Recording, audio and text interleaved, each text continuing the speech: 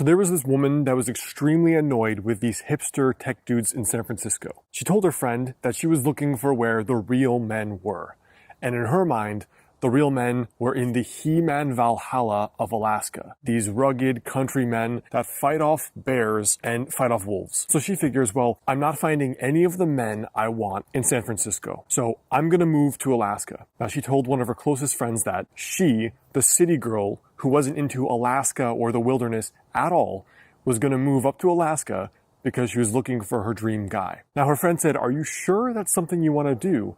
I mean, you're not exactly into the outdoors and you wear heels every day and you're clearly a city girl. And what she said to the other woman was, you know what? Honestly, I feel like I don't have any draw to Alaska or any desire to be there, but I feel like statistically, I'm a lot more likely to find the kind of men that I'm into. Now, this woman ends up buying this flight to Alaska and she moves to Alaska in search of this perfect dude. 6 months later, the friend in San Francisco gets a call and she says, hey, you know, this sounds a little bit weird.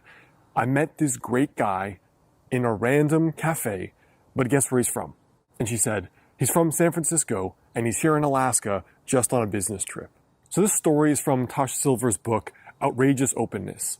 And I've seen this story play out in many, many different parts of my life and with many of the coaching clients that I've had before, where we think that because something can't happen here, that business, we can't meet that dream person, we can't lose the weight with the distractions and the people around us, we try to go somewhere else trying to manifest this into our life. And now this is really the last video in this 10-step personal development series that I've been filming here over the last month or two.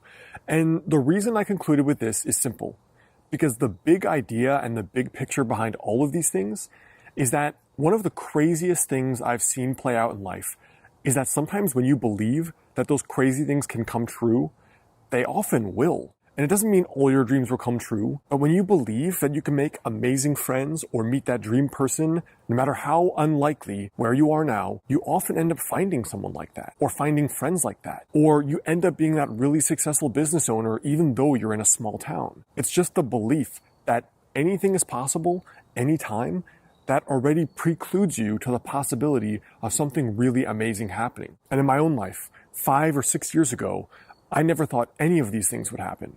I never planned to be a YouTuber, I never planned to write a book, never planned to have a business, never planned to travel all over the world.